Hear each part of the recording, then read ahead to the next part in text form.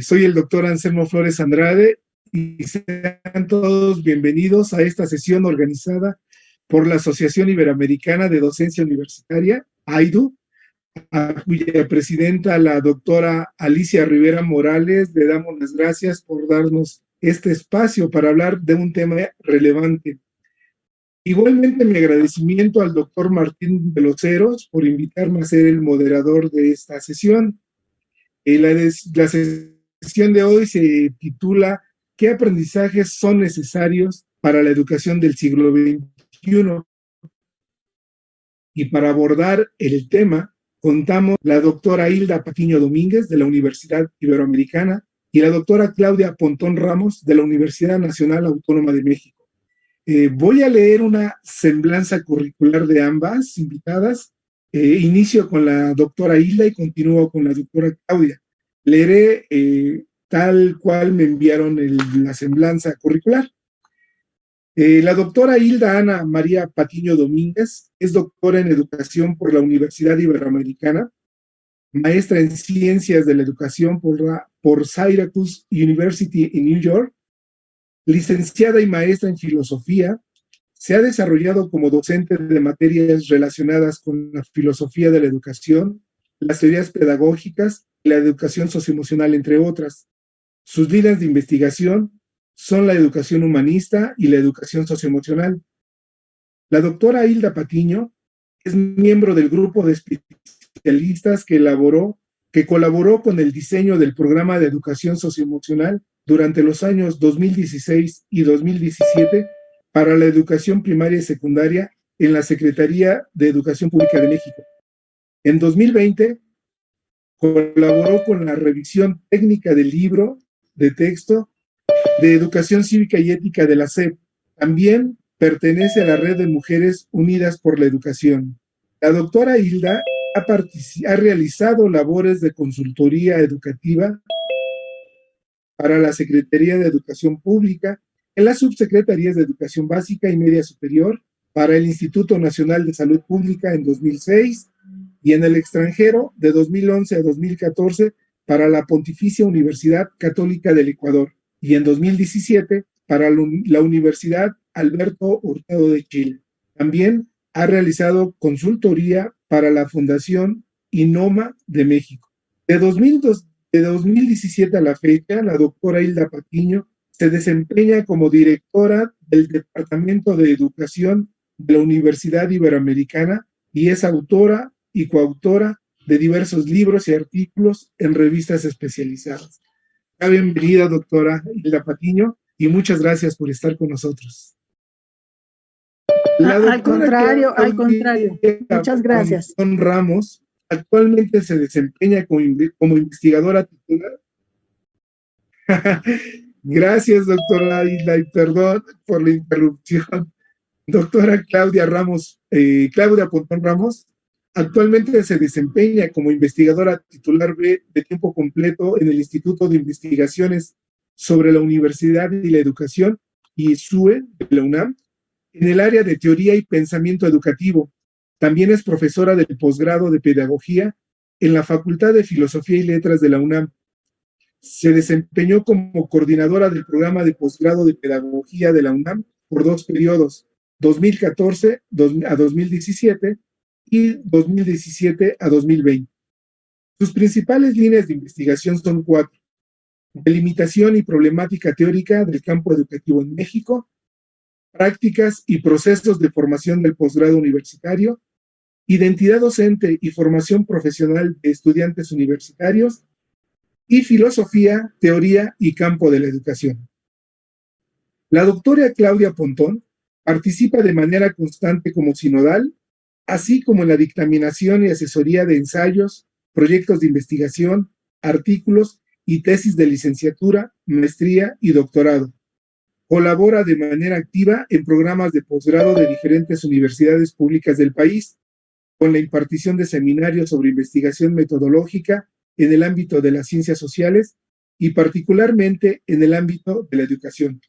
Su formación académica incluye estudios de licenciatura, maestría y doctorado en pedagogía de la Facultad de Filosofía y Letras de la UNAM. Asimismo, la doctora Claudia colabora de manera permanente en proyectos de investigación apoyados por el Programa de Apoyo a Proyectos de Investigación y de Innovación Docente de la Dirección General de Asuntos del Personal Académico de la UNAM, así como en la evaluación y asesoría de proyectos institucionales. Pertenece a los seminarios de investigación interinstitucionales de teoría y educación y pensamiento crítico en educación organizados por el ISUE. Es miembro de la Asociación Francófona Internacional de Investigación en Ciencias de la Educación, con sede en México, de la Academia de Teoría y Filosofía de la Educación y del Consejo Mexicano de Investigación Educativa. Ha escrito en más de 18 publicaciones como autora y coautora de libros y revistas de investigación educativa.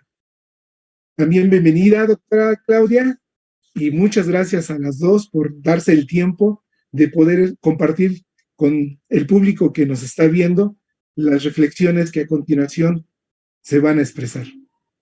La dinámica de esta sesión, para aprovechar la presencia de nuestras excelentes invitadas y que el tiempo reditúe en conocimientos para el público que está presente, consiste en que de manera inmediata formularé un par de preguntas para que cada ponente responda a las mismas. Para ello, contarán con un máximo de 5 minutos cada una. Al término de esta, habrá 2 rondas más con las mismas características de la primera. Y si hubiese alguna pregunta del público, dedicaremos un espacio para responderlas. Para concluir la sesión, las ponentes tendrán 5 minutos para tratar algún aspecto que haya quedado pendiente o algunas reflexiones que quieran expresar sobre el tema. Pues comenzamos.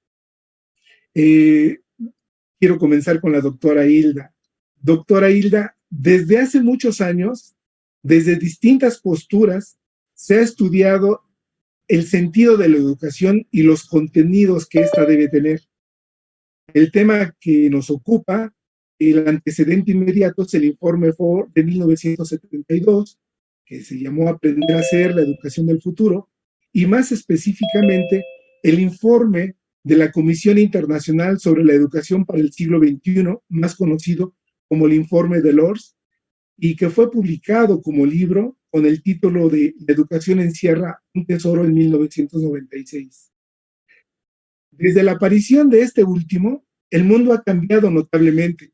La diversidad cultural se ha hecho más visible, la innovación tecnológica en la empresa ha trastocado las relaciones laborales, las migraciones masivas han hecho replantear el concepto de ciudadanía y los avances en la robótica, inteligencia artificial, entre muchos otros cambios, han transformado los ámbitos económicos, sociales y culturales de las sociedades.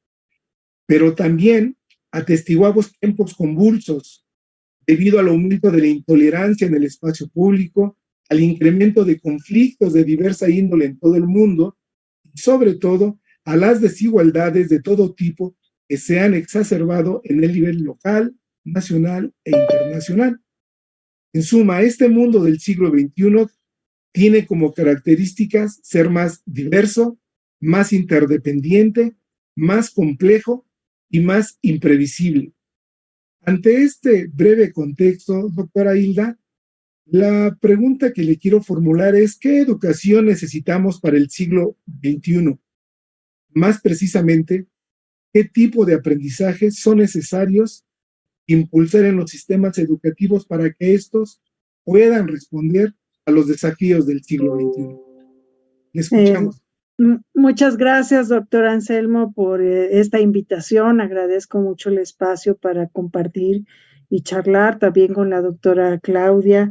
Y mire, pues la pregunta que me hace es una pregunta que nos hacemos todos los días para enfrentar los retos que usted ya mencionó, que cada día son más importantes, más graves.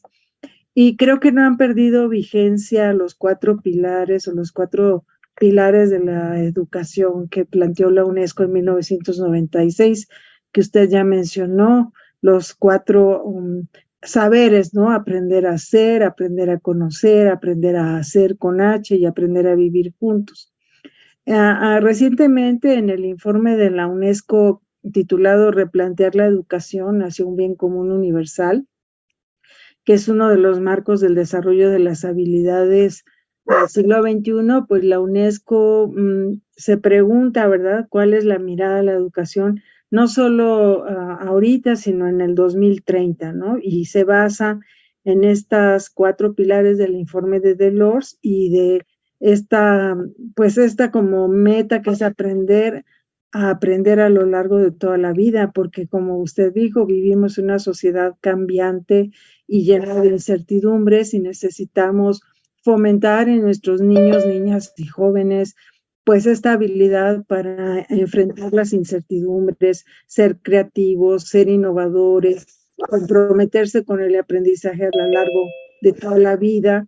También menciona la UNESCO que hay que ser capaces de aprender en el ámbito de la interdisciplinariedad y de desarrollarse en 4 grandes, pues, digamos, como temas que se prevén importantes para el futuro. La conciencia mundial, la idea de que somos todos pertenecemos a la especie humana y que no importando las diferencias entre culturas o países, pues todos vivimos en un planeta, en la casa común, y hay que cuidarlo, ¿no? Por otro lado, todo lo que es el conocimiento económico, la empresa y el emprendimiento se ven como saberes importantes para un futuro donde los jóvenes puedan crear sus propios empleos. El tercer ámbito que se señala es el civismo, la formación para una ciudadanía, para unas conductas cívicas que permitan que la sociedad pues haya menos violencia, más respeto, más diálogo, más democracia. Y la salud y el bienestar. En estos 4 ámbitos ve la UNESCO que se podrían desarrollar los estudiantes para el futuro. También se necesita que ellos y ellas sean capaces de valorar la diversidad, que puedan trabajar en equipo y estar interconectados, que cultiven una ciudadanía, como ya dije, que tengan una competencia intercultural, que sean capaces del diálogo con diferentes culturas y de tomar iniciativas, tener autonomía y responsabilidad. La creatividad y la innovación son cosas muy importantes. También se habla pues mucho de las habilidades blandas, ¿verdad?, que tienen que ver con la autorregulación, la perseverancia, la colaboración, la innovación, la expresión de las emociones y el autoconocimiento, además de las capacidades de razonamiento cuantitativo, razonamiento lógico y pues un conjunto de saberes consolidados importantes que son la matemática, la lectoescritura, los conocimientos de historia, de geografía, de ciencias sociales en general, que son importantes para todas las personas para desenvolverse. Yo con esto completaría, no sé si debo seguir abundando. No, está muy bien, doctora, gracias, y ha tocado algunos temas que más adelante volveremos sobre ellos. Y qué bien que mencionó que usted comenta que siguen vigentes estos ejes que estableció el informe de Delors, porque hay alguna otra literatura que señala que fueron simplemente ideales, dado que no se generaron en política pública, pero ese es otro tema. Pero seguiremos sobre esto más adelante, doctora Hilda, gracias. Y a la doctora Claudia le quiero decir que desde hace más de 2 décadas, una docena de organizaciones internacionales, comisiones de gobierno, consorcios privados, investigadores educativos han propuesto marcos analíticos y descrito las competencias necesarias para afrontar los desafíos del siglo XXI. Estas habilidades han sido agrupadas en distintas clasificaciones, por ejemplo, habilidades para la vida, habilidades para aprender a innovar, habilidades para la vida profesional. Otro tipo de clasificaciones, competencias fundamentales, competencias transferibles y competencias profesionales. Su número es tan amplio que un connotado investigador las ha agrupado en las que todos mencionan, las que la mayoría menciona, las mencionadas por una sola organización. Las preguntas que yo le quiero formular, doctora Claudia, es: ¿de qué hablamos cuando hablamos de habilidades indispensables para el siglo XXI? ¿Por qué son indispensables? ¿Y cuáles son las razones que motivan a impulsar estas habilidades? La escuchamos, doctora. Muchísimas gracias. Primero agradezco el espacio, doctor Anselmo Flores, para conversar sobre estos asuntos. Gracias porque yo recibí una guía de preguntas y pude reflexionar y ajustarme a los tiempos. Y esta pregunta en concreto me lleva a reflexionar sobre los 30 años que tengo dando clases en el ámbito de la educación superior y el posgrado, que es donde me he desarrollado. En ese ámbito, yo siempre he asumido y he expresado una preocupación por desarrollar en los estudiantes una actitud crítica y reflexiva de manera permanente. Y en este marco, como docente, también me he cuestionado la forma en que permanentemente, tanto en las dinámicas institucionales como en los procesos y las prácticas escolares, se van modificando, van exigiendo nuevos cambios. Y eso nos obliga como docentes a reflexionar en nuestra propia práctica.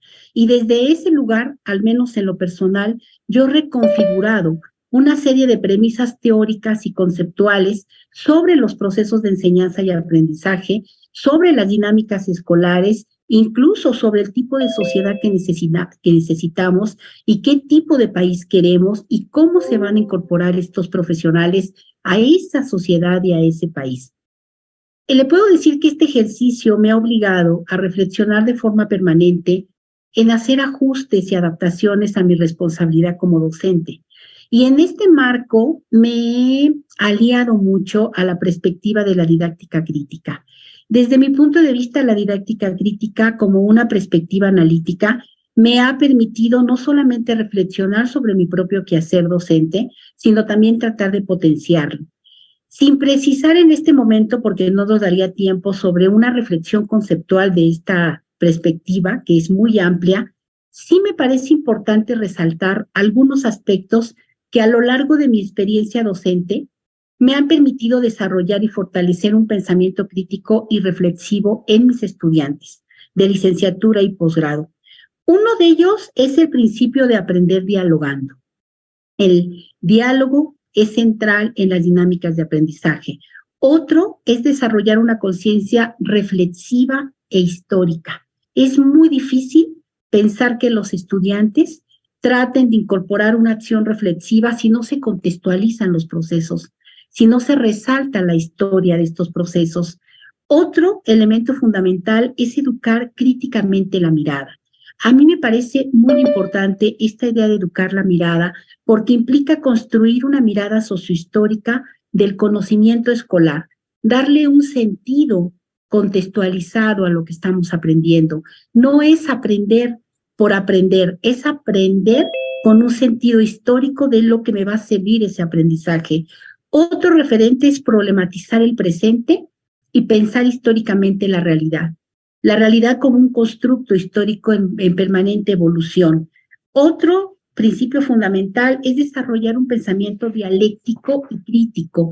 El tema del pensamiento dialéctico es muy importante, pero también se relega mucho cuando de lo que se trata es de tener elementos de evaluación. Me parece que aquí lo importante es desarrollar y potenciar actitudes de aprendizaje.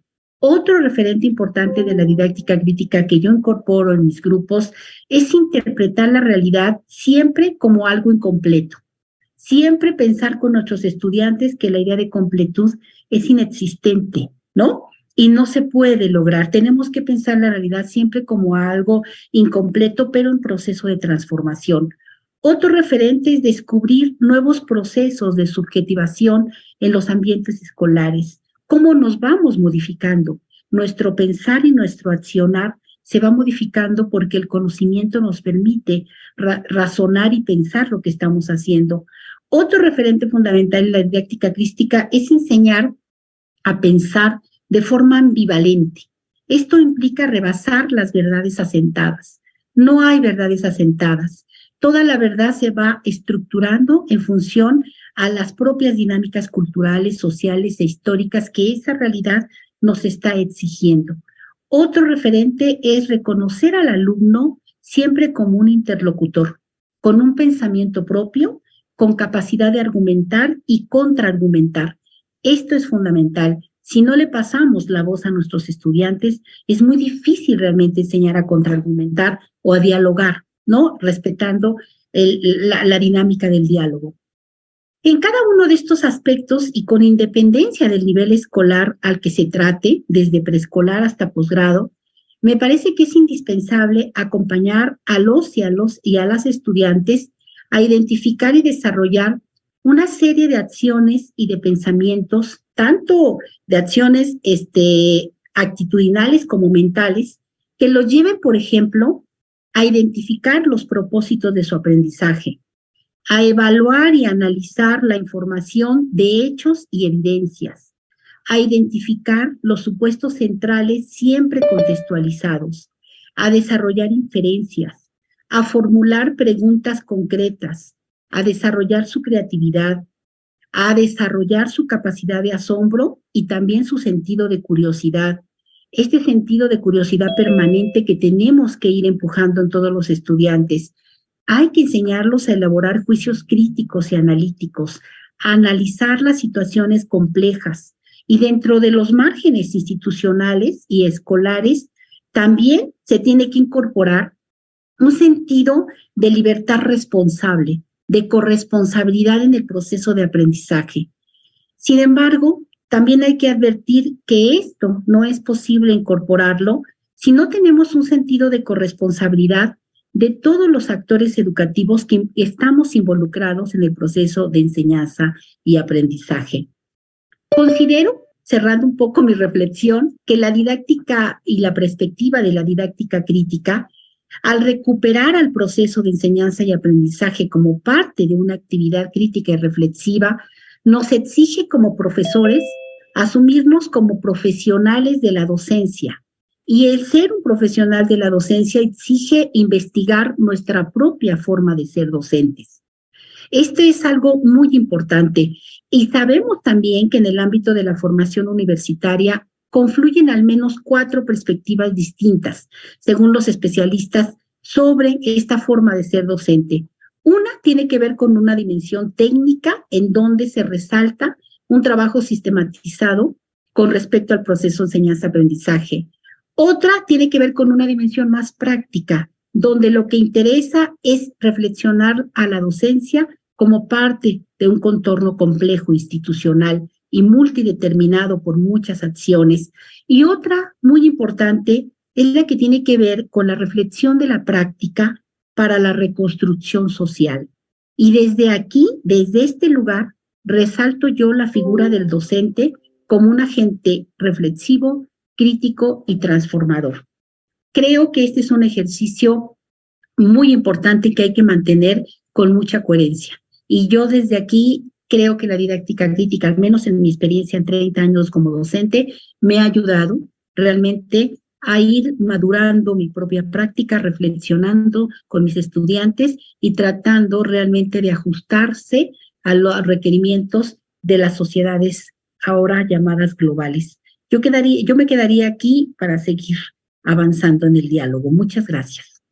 Al contrario, doctora Claudia, aquí bien percibo este equilibrio entre estos procesos que usted nos compartía, entre ese proceso cognitivo y los no cognitivos que permiten justamente esto, automotivación, la autonomía y el pensamiento crítico y autorreflexivo, que son los más recomendables para desarrollar como habilidades que nos van a permitir en diferentes contextos poder hacerle frente a esos desafíos como individuos o como conglomerados dentro de un espacio educativo que se van a presentar en el siglo XXI. La doctora Hilda, sí, me gustaría preguntarle, doctora, siguiendo esta misma tesitura que han marcado, es estas habilidades que se han mencionado y estos procesos, al igual que las competencias, tienen tras de sí un particular referente teórico y una intencionalidad. La pregunta que le quiero formular es, ¿son realmente novedosas estas recomendaciones agrupadas bajo el término o el rótulo de habilidades para la vida? competencias del siglo XXI o habilidades blandas, formuladas desde la academia y organismos educativos internacionales? Esto es, ¿cuáles son los fundamentos teóricos de estas propuestas? Si es tan amable, doctora Hilda. Sí, es una pregunta muy interesante porque en parte son novedosos y en parte han estado en toda la historia de la educación con diferentes nombres. Ya desde Sócrates, pues tenemos el proceso del pensamiento crítico mediante la estrategia del diálogo, que es una estrategia antiquísima. Sócrates utiliza el método dialógico justamente para fomentar el pensamiento crítico, y en la apología que escribió Platón menciona a Sócrates que una vida sin examen no es digna de ser vivida. Entonces ya desde ahí pues tenemos la promoción, la idea de que en la educación, en la paideia griega, hay esta idea de que la educación debe impulsar un pensamiento crítico. Ahora lo decimos así como pensamiento crítico, pero se le ha dicho como de otras maneras, ¿no? Como discernimiento, como racionalidad crítica, se le ha conocido como habilidad retórica incluso. Entonces tiene diferentes acepciones, pero pues esta idea es muy antigua también. Las habilidades blandas, pues el concepto mismo es nuevo, pero son habilidades que pues conocemos los educadores de muchos años, ¿no? La capacidad de la comunicación, la capacidad del trabajo en equipo, de la colaboración, el propio autoconocimiento, pues es una de las cosas que Sócrates también fomentaba y pregonaba, ¿no? El conócete a ti mismo era una de sus consignas, ¿no?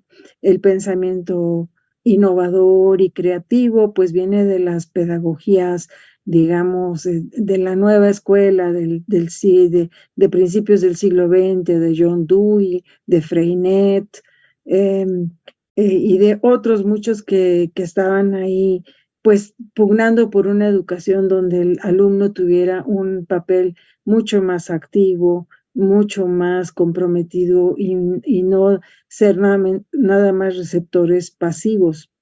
Entonces también, pues no son nuevas en ese sentido, pero nunca han sido, creo yo, suficientemente logradas. Son competencias a las que uno aspira, ¿no? Aspira que sus alumnos sean cada vez más críticos, pensadores más reflexivos, que aprendan a resolver problemas, que sean buenos comunicadores, que sean creativos, que innoven. Y siempre son como poco aspiracionales, ¿no? Son competencias, como diría John Passmore, abiertas, donde no hay un dominio ya completo de cuándo puedo decir yo que soy completamente crítico como pensador.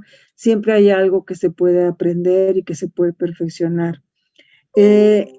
Por otro lado, pues las neurociencias han aportado mucha información sobre la manera en que las emociones trabajan con el razonamiento, sobre la manera en que, digamos, el cerebro límbico, la amígdala, el centro de las emociones interactúa con la corteza prefrontal y ayuda o obstaculiza nuestra capacidad de pensamiento, nuestra memoria de trabajo, etc. Se ha visto con mucha evidencia que estas habilidades blandas de autoconocimiento, autorregulación, expresión de las emociones, capacidad de conocer las emociones y regularlas, pues tiene que ver con poder aprender mejor. Y también desde el concepto de inteligencia emocional de Salovey y Mayer en los 90, y que después popularizó Daniel Goleman en su famoso libro Inteligencia Emocional, pues ha venido recabando evidencia de que las personas con ciertas habilidades emocionales para entender las emociones del otro, empatizar con ellas, regular sus propias emociones y poder tener relaciones constructivas con los demás, tienen una vital importancia en el desempeño de las personas en el mundo del trabajo y en el mundo social en general. Entonces, no se trata, la escuela empezó como a asumir esa parte que naturalmente se dejaba a las familias o en la vida privada, a asumirlo como un propósito educativo a medida que en la neurociencia se ha ido recabando más información sobre la importancia de las mismas y a medida que el concepto de inteligencia emocional ha ido ganando terreno en la educación. Entonces, por un lado, estas habilidades están sustentadas en estudios de las neurociencias, por otro lado, en las concepciones digamos, epistemológicas del constructivismo y concretamente del constructivismo social de Lev Vygotsky, del sociocultural, donde pues la postura que se ha demostrado, digamos, experimentalmente que es, digamos, más valiosa para el aprendizaje es la colaboración. El aprendizaje se da en esta interacción de unos con otros y que el alumno construye su conocimiento a medida que se le ponen retos, lo que llamaba la famosa zona de desarrollo próximo, ¿no? Entonces, en esa medida que vamos teniendo retos en los que podemos alcanzar y que nos motiva a seguir, que despierta la curiosidad intelectual, y en la medida en que podemos colaborar unos con otros y aprender juntos, se logran mejores resultados en la educación. Entonces, la respuesta no es tan de blanco y negro de que pues sí son lo mismo de antes o si son demasiado novedosas o no lo son. Tiene parte y parte de novedad, como que es un movimiento en profundidad que pues las ciencias cognitivas, la neurociencia, la educación, la pedagogía han ido profundizando al punto que hoy creo que hay una convicción pues muy generalizada de que estas habilidades blandas son muy, muy importantes para la educación del presente y del futuro.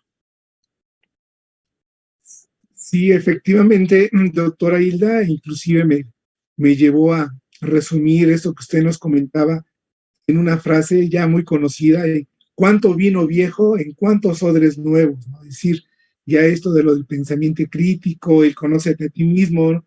Inclusive la importancia que tienen las emociones en el estado o en el bienestar de las personas, nos viene desde los griegos, entonces tiene usted razón.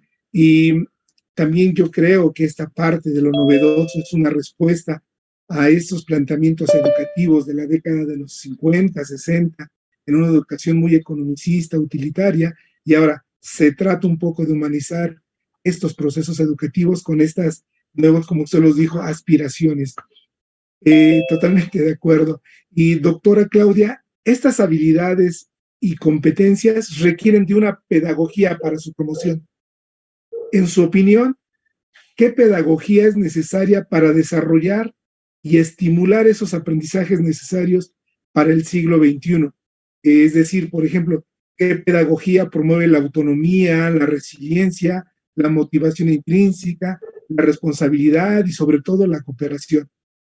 Y finalmente, si nos puede usted decir cuáles son esas competencias sociales, personales y de aprendizaje sustanciales para poder insertarse exitosamente en el siglo XXI. Claro, sé que son muchas, pero... empezaría con la primera parte de la pregunta, ¿qué pedagogía es necesaria? Yo no tendría una respuesta precisa, pero sí algunos elementos para profundizar en ella.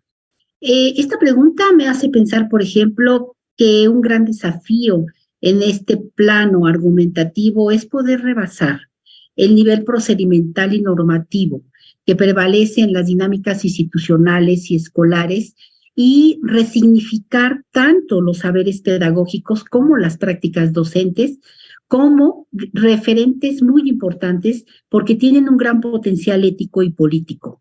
La responsabilidad de cualquier perspectiva pedagógica y de cualquier acción docente no puede estar exenta del compromiso ético y político cuando estamos formando a sujetos para una sociedad en específico.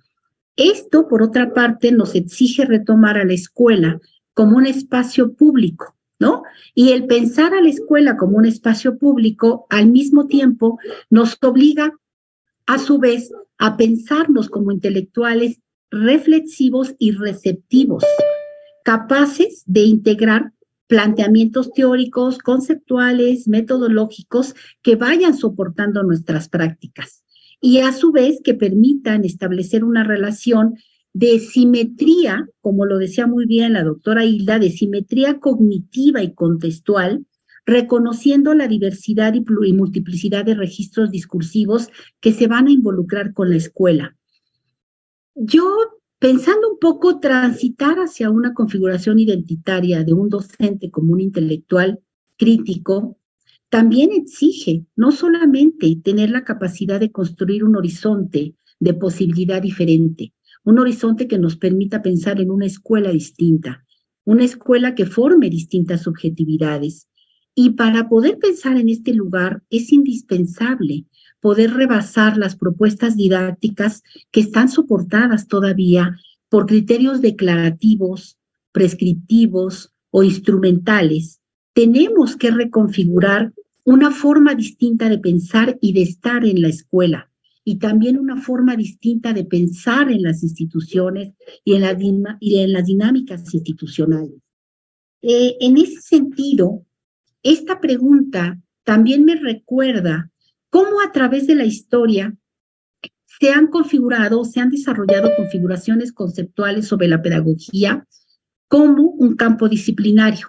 No solo, y el problema es que a lo largo de la historia, esta configuración no solo se ha atomizado, sino que además se le ha asignado un papel subalterno, definiéndola como una región y no necesariamente como la región más importante de las ahora llamadas ciencias de la educación. No me voy a meter al debate sobre la perspectiva de la pedagogía o de las ciencias de la educación porque en este momento no es oportuno, pero me parece muy importante también definir que el debate sobre la configuración conceptual del campo de la pedagogía se atomizó frente a la psicología educativa, a la historia de la educación, la filosofía de la educación, la sociología de la educación. Y entonces la pedagogía se fue refugiando en un rincón que finalmente también definió ciertas ambigüedades conceptuales. Es muy común, por ejemplo, confundir la disciplina con el objeto y el objeto con la práctica.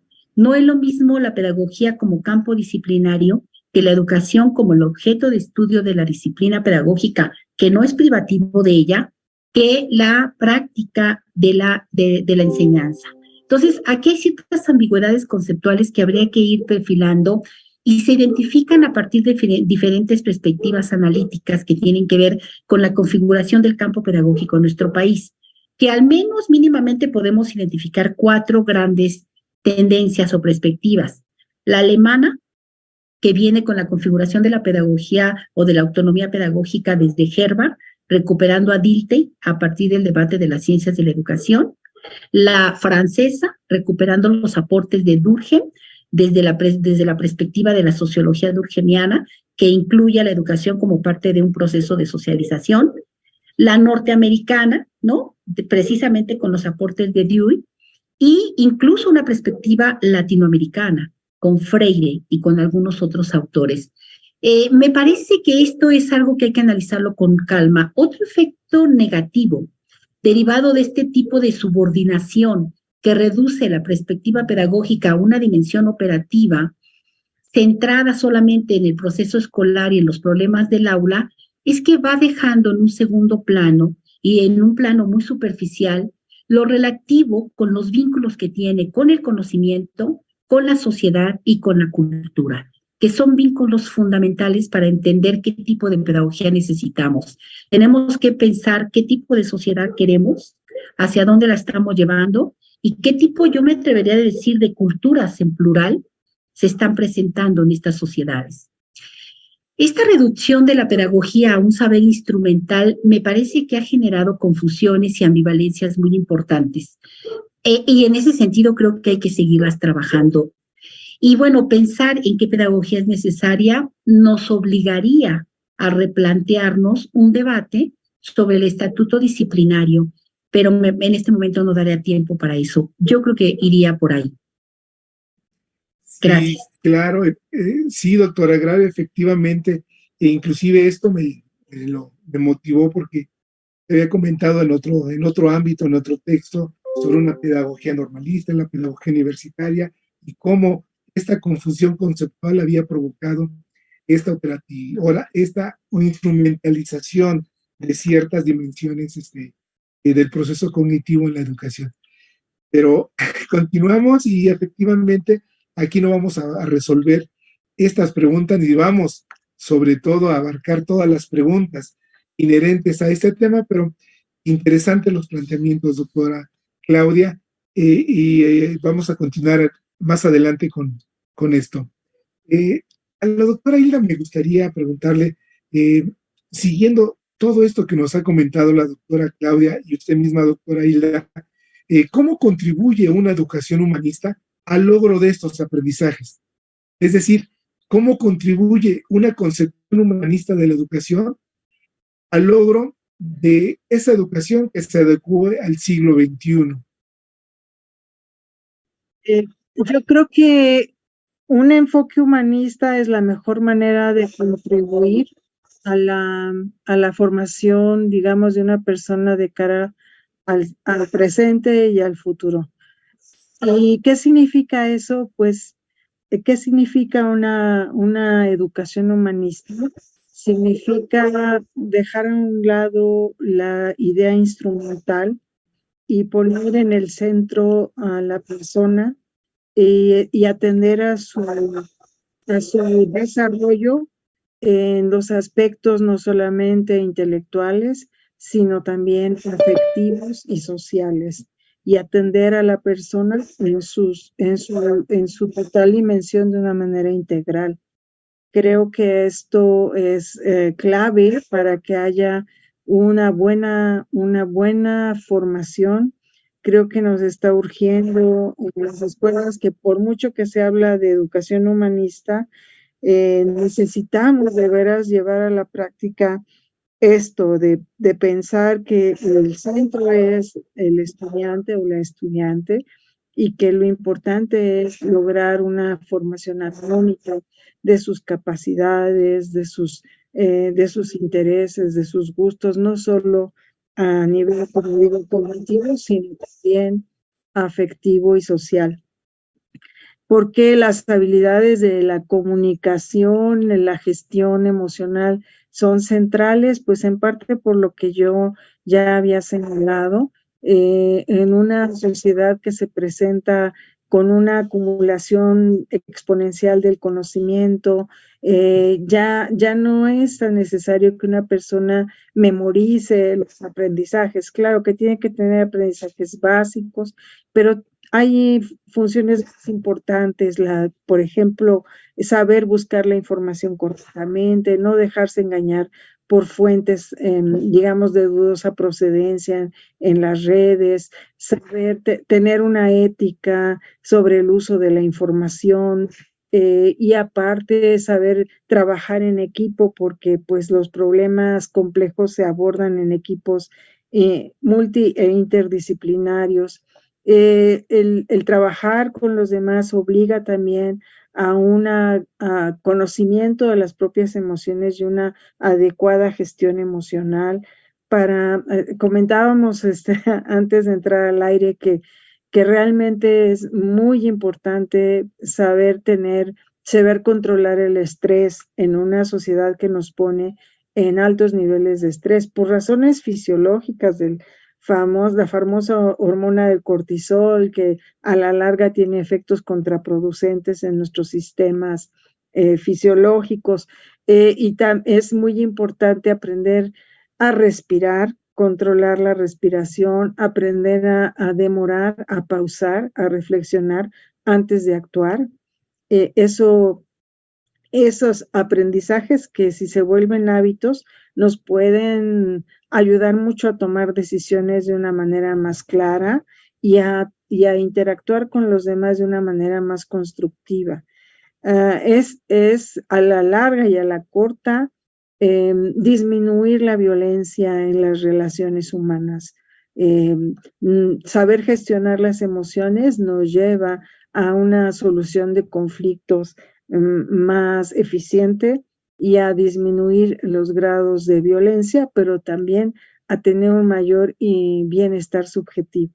La gestión de las emociones no es control supresor, sino maneras de expresar que permiten un crecimiento interior y la construcción, si valga decir la palabra, de estados internos de bienestar. Podemos aprender a gestionar nuestras emociones de tal manera que tengamos bienestar, pero esto requiere de aprendizaje, requiere de hábitos, requiere de que se den espacios en la escuela para que esto suceda, y que entre más temprano se empiece, en los grados de preescolar y primaria baja, mejor se van haciendo estos hábitos. Entonces son súper importantes estas habilidades para poder sobrevivir en una sociedad que nos plantea muchos retos, que exige mucha velocidad, que nos puede confundir y que es incierta, ¿no? A medida que el conocimiento se acumula y empiezan los avances tecnológicos, si no sabemos lidiar con estas nuevas formas en que aparecen, digamos, la realidad, no podemos tener, pues, digamos, no podemos desenvolvernos tan bien, ¿no? Entonces, la educación humanista pone en el centro a la persona, pone el interés en su desarrollo armónico y por tanto pone interés en la gestión emocional, en la capacidad de comunicación y en la solución de conflictos. Y yo creo que eso es un gran aporte para las necesidades que hoy nos presenta la sociedad. Totalmente de acuerdo, doctora Hilda, y la recién periodo de crisis sanitaria que vivimos hizo muy válida todo lo que usted nos está comentando sobre esta necesidad de gestionar las emociones, de la importancia también de estos valores humanistas en la educación, puesto que usted también lo comentó. Este informe o este documento de la UNESCO de 2015, Replantear la Educación, entre tantas cosas, hace énfasis en cómo hay que reafirmar una visión humanista de la educación, y en ese sentido, por eso quería que nos compartiera cuáles eran esos principios y valores que nos proporciona el humanismo para que la educación cumpla con esas funciones que ya nos había compartido en esos procesos cognitivos y educativos la doctora Claudia. Y ya estamos casi terminando la sesión. Me gustaría preguntarle a la doctora Claudia, ¿cómo influye en toda esta serie de cambios que existen? Solamente me voy a buscar a una por la importancia, magnitud y intensidad que tienen los cambios. La pregunta es cómo influirán los avances de la robótica, de inteligencia artificial y los adelantos técnicos de la informática en el proceso educativo. Le voy a comentar por qué tengo interés en esta pregunta. Hace unos 10 años, probablemente menos, pero 10 años seguro, salió un robotito de unos 90 centímetros, se llama Albert Einstein, o Einstein, el señor Einstein. Y en el procesos educativos en ciertos países fue diseñado para que enseñara, por ejemplo, matemáticas o historia, y ese pequeño robot de 20 maneras diferentes enseña al niño de educación básica ese tema, ¿no? O el tema para el cual fue diseñado. Entonces, cada vez más la robótica y la inteligencia artificial está o va a afectar el ámbito educativo. Entonces, es en ese sentido que, desde su opinión, ¿cómo influirán esos avances en el proceso educativo? Bueno, pues muchas gracias. Primero tengo que confesar que yo no soy experta en estos temas, no soy experta en robótica ni en inteligencia artificial y mucho menos en temas de tecnología e informática. Pero a partir de esta aclaración me gustaría plantear algunos ejes de debate que de alguna manera con la pandemia salieron a flote, ¿no? Y me parece que precisamente este trastocamiento que hizo o que ocasionó la pandemia de COVID-19 permitió identificar la incertidumbre que generó tanto en los estudiantes como en los docentes de cualquier nivel escolar estar separado de sus iguales, ¿no? Por un lado, estar separado de sus iguales, pero por otro lado, atender el ritmo de la exigencia de continuidad, ¿no? De las actividades escolares de manera inmediata. Se insistía mucho que no se tenía que parar, que se tenía que seguir, independientemente de todo el contorno de salud pública que estaba alrededor. Bueno, atender este ritmo de exigencias de continuidad de las actividades escolares implicaba muchos aspectos muy complicados, lidiar con los distractores propios de los entornos familiares, transitando a la escuela, a los espacios familiares, con las fallas técnicas y de conectividad que eran muy comunes en todos, tanto en estudiantes como en profesores.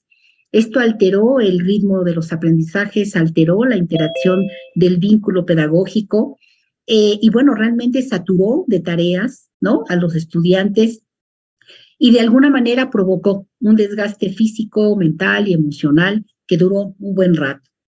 Ante este tipo de condiciones, también los profesores nos vimos en la necesidad de configurar nuevos discursos, ¿no? Aquí entra un poco la reflexión de lo que me preguntaba.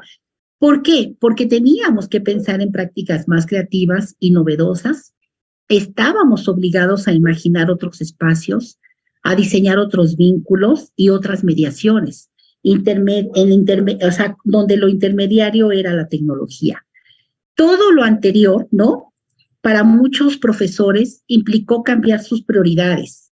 Quizás si antes nos preocupaba atender ciertos criterios de calidad, de eficiencia o de racionalidad instrumental vinculados con lo que exige la cultura escolar y las propias dinámicas institucionales, después, durante y después de la pandemia, lo que nos parecía más importante era replantear la dimensión axiológica de la escuela y poder priorizar sus funciones éticas y su gran potencial formativo.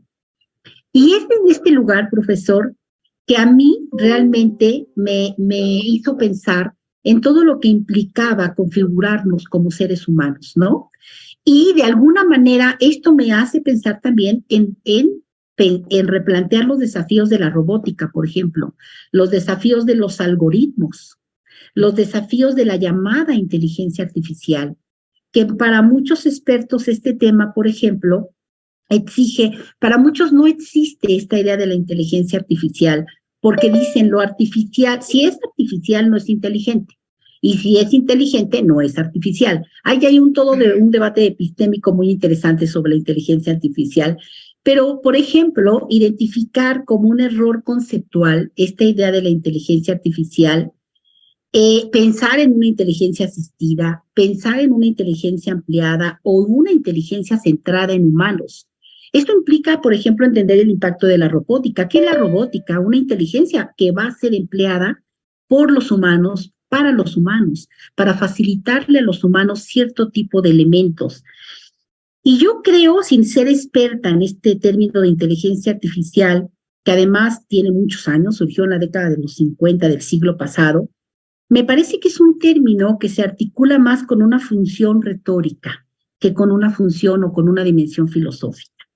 Y por ejemplo, para muchos científicos de informática lo encuentran incluso poco apropiado. Ellos dicen, creo que es un término que no es apropiado. Y ahí hay un debate que tendríamos, yo creo que apuntalar desde el punto de vista de la educación, apuntalar con mayor detalle.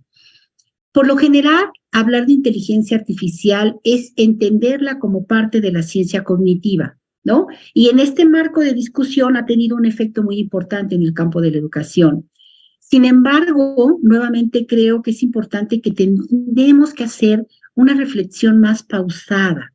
Yo creo que tenemos que incluir un debate incluso ontológico, un debate epistemológico, un debate ético y político de lo que es la inteligencia artificial. Y bueno, lamentablemente tampoco hay muchos espacios que nos convoquen a este debate, ¿no? Sin embargo, Me parece que esto es fundamental porque finalmente también está vinculado con lo que se le está exigiendo actualmente a los profesionales de cualquier campo de conocimiento, las habilidades que tienen que desarrollar estos profesionales para los nuevos entornos del mercado laboral, que está en constante cambio, que está en constante transformación. Esto, desde el punto de vista de la educación, nos hace pensar en que tenemos que hacer un replanteamiento permanente de las propuestas curriculares, que son propuestas curriculares que tienen que estar en constante transformación, que tienen que atender el desarrollo de la economía, el desarrollo de las necesidades sociales, el desarrollo de las tendencias políticas, el desarrollo de los contornos culturales. Me parece que esto exige un ajuste muy importante entre las prácticas docentes y la prioridad de los contenidos que enseñamos, porque los estudiantes tienen que salir con una serie de elementos que les permitan moverse en entornos laborales que cada vez están cambiando mucho. Esta pregunta me hizo pensar en que no solamente hay que replantear o construir nuevos horizontes. Hay un filósofo español que se llama Marco Alfredo, que plantea la noción del silencio tecnológico. Para él, esta noción exige la conciencia de poder desconectarnos de forma voluntaria de las redes sociales y de cualquier instrumento digital para poder establecer, él dice nuevamente, un vínculo con el desarrollo de otras virtudes que están ahí, pero que las hemos dejado al lado, como la virtud de el coraje, la fortaleza, la generosidad, la austeridad y uno que es fundamental, la templanza, ¿no?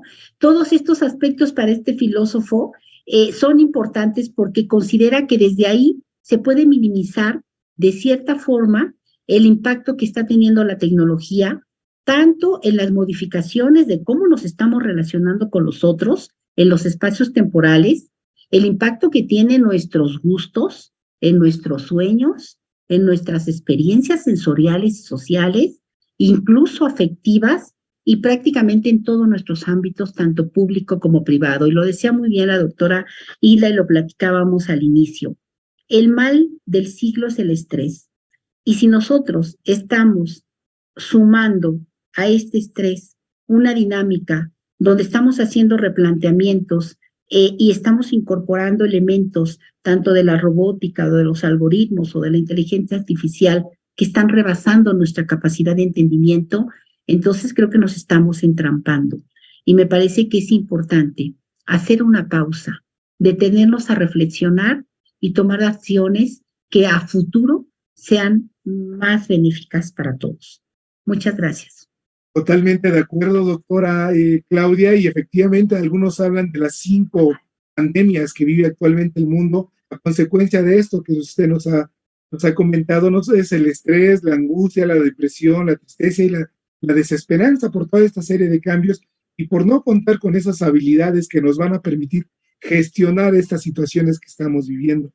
Y también usted lo tocó muy bien en el periodo de pandemia, en el 2020, 2021, ante la ruptura de lo que veníamos haciendo como docentes y ante la urgencia de sacar adelante un proceso educativo que estaba iniciando o iba a la mitad, pues se generó mucho, se ejerció, se vio la imaginación de muchos docentes que nos llevó a la creatividad.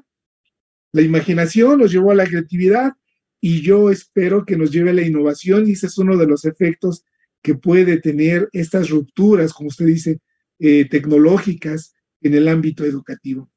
Y nos quedan 5 minutos y sí quisiera pedirle que nos dijera algunas últimas palabras, doctora Claudia, y después la doctora Hilda, alguna reflexión o algo para despedirnos y que todos nuestros televidentes se vayan con esas reflexiones. Por favor, doctora Claudia.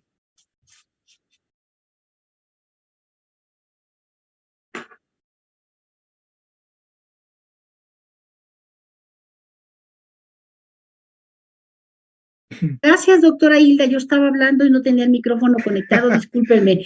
Les comentaba, perdón, es que me salió una cuestión de actualización y me puso nerviosa, pero esperemos que no se apague. Me quedé pensando en algo que me parece importante compartir y que tiene que ver con esto último y con eso termino.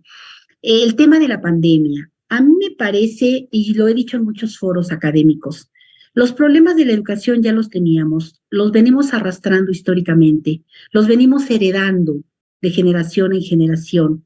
Y creo que cada momento histórico y cada periodo histórico nos ha exigido cambios y adecuaciones que no siempre son los mejores y los más adecuados, ¿no? Pero que finalmente son cambios que nos permiten sostenernos en una idea de futuro, en una idea de horizonte posible. Yo creo que es fundamental que nuestros estudiantes tengan una idea de horizonte posible. Se dice que actualmente la juventud no tiene horizonte, no tiene idea de futuro. Creo que los que estamos en la docencia y que somos una generación que sí creímos en un horizonte de futuro, tenemos que empujar a las nuevas generaciones a pensar que hay un futuro y que ese futuro es un futuro posible, es un futuro viable.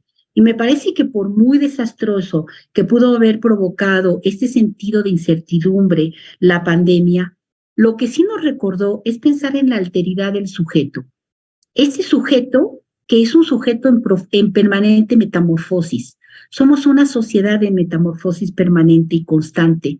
Los escenarios cambian, las dinámicas cambian, pero se nos impone un imperativo. Y el imperativo como docentes es replantearnos un vínculo pedagógico distinto, pero un vínculo pedagógico que esté sostenido en una construcción viable, que no es utópica, con un sentido de un mundo más justo, más igualitario, pero posible en sentido de proyección. A mí me parece que siempre hay que mantener ese sentido de proyección porque los estudiantes como jóvenes tienen que creer en algo y en lo primero que tienen que creer es en ellos mismos. Yo terminaría un poco mi reflexión con ese planteamiento. Muchas gracias. Totalmente de acuerdo, doctora Claudia, de ahí la importancia del fomento de las habilidades socioemocionales que nos comentaba la doctora Hilda, en específico el autoconocimiento que nos posibilita la construcción de un proyecto de vida. Pero bueno, doctora Hilda, por favor. Pues muy interesante lo que dice la doctora Claudia, y realmente creo que el mensaje para la gente que está trabajando en el campo educativo es que no podemos perder la esperanza y que hay que fomentar el encuentro humano, que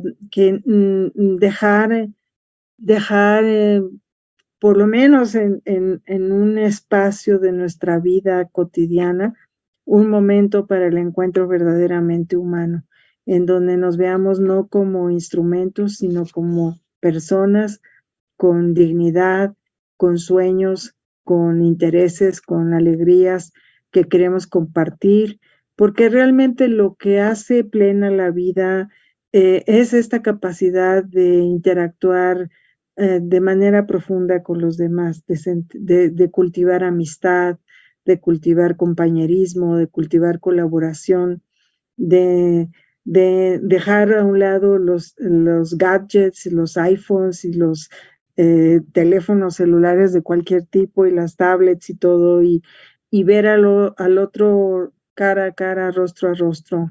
Si vamos a ser educadores de niños y niñas, pues mirarlos a los ojos, tratarlos con cariño, como personas. Creo que en cada acto de bondad y de calor humano que pongamos, estamos sembrando la posibilidad de una transformación. Creo que urge un mayor humanismo en nuestras relaciones. La tecnología ha sido maravillosa, ahorita podemos estar todos aquí interactuando y no tengo nada en contra de ello, pero la interacción humana cara a cara, rostro a rostro, el lenguaje corporal, la escucha atenta, la aceptación del otro, la empatía, son habilidades que se cultivan en el trato cotidiano y que urge que las escuelas, los centros educativos en general lo retomen. La educación construye futuros, ¿no? Y hagamos de este futuro un futuro mejor. pero yo estoy convencida de que sí se puede y de que hay esperanza siempre. Muchas gracias por el espacio. Gracias, doctora Hilda. Doctora Claudia, muchas gracias. Gracias al público que nos hizo el favor de vernos y hasta la próxima. Habrá una segunda oportunidad de seguir reflexionando.